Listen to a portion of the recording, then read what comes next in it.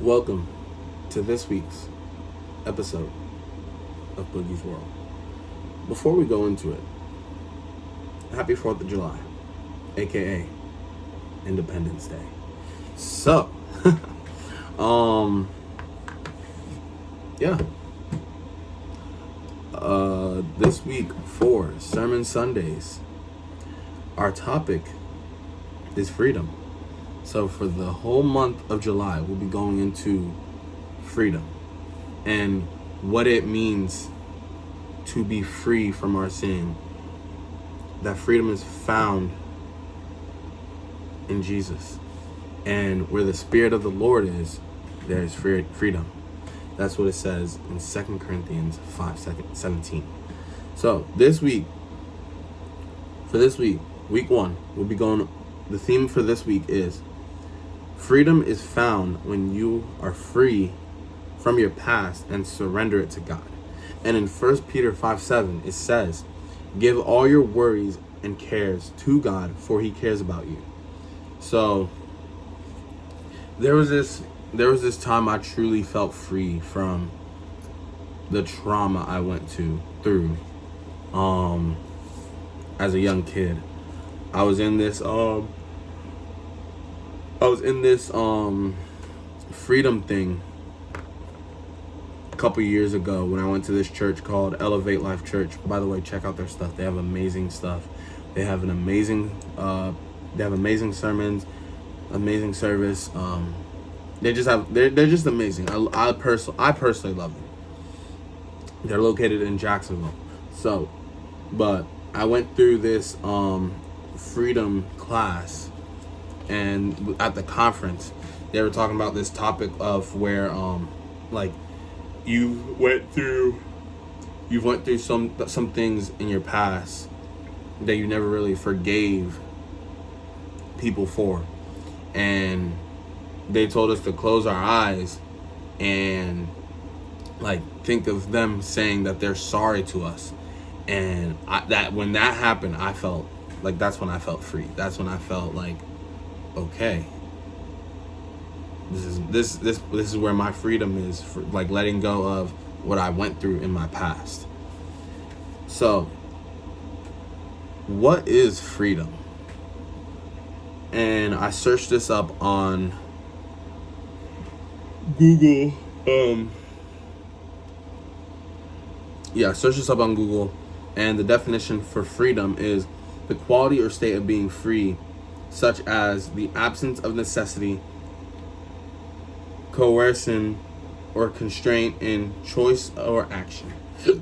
So, when I think of that, I think of the woman that was caught in adultery. That's in John 8:1-11. So the whole summary of that is, Jesus returned to the Mount of Olives, and he went back to the temple where there was a crowd gathered. So he sat down and taught them. In verse 4, it says, "Teacher," they said to Jesus, "this woman was caught in the act of adultery." Verse 5 says, "The law of Moses says to stone her. What do you say?" Verse 7 says, they kept demanding an answer. So he stood up again and said, "All right, but let the one who has never sinned throw the first stone." The moment Jesus said that, everyone left from the woman except for Jesus. Then,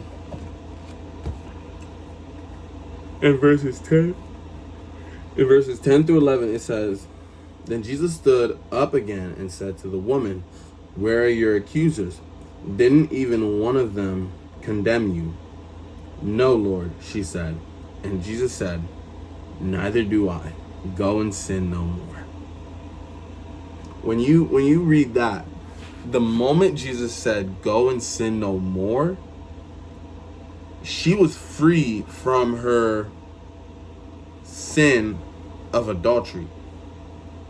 She was free from what she's done for Lord knows how long. Maybe she's could have done this was one-time thing. Maybe she's done this constantly. But Jesus said, "Go and sin no more," because they didn't condemn her and they didn't throw the stone because they've all sinned. Jesus didn't throw the stone either because he didn't judge her for what she did. He forgave her for what he did. And that's why he said, go and sin no more. Now, how can we look at the woman that got caught in adultery and like Jesus telling her to go and sin no more? How can we look at that and apply it to our life today? Looking at Galatians 5:13, it says, "For you have been called to live in freedom, my brothers and sisters. But don't use your freedom to satisfy your sinful nature. Instead, use your freedom to serve one another in love." So that means when we're truly free from our past and we give it to God, just like it says in 2 Corinthians 5:17, we know that where the Spirit of the Lord is, there's freedom. And we know that we can give it to God because he will carry it for us. He will be there for us to make sure that we're staying on the path that he has for us. And so the questions I have are, what does true freedom feel like to you? How do you know that you are truly free from your past? And what can you bring to the Lord to be truly free?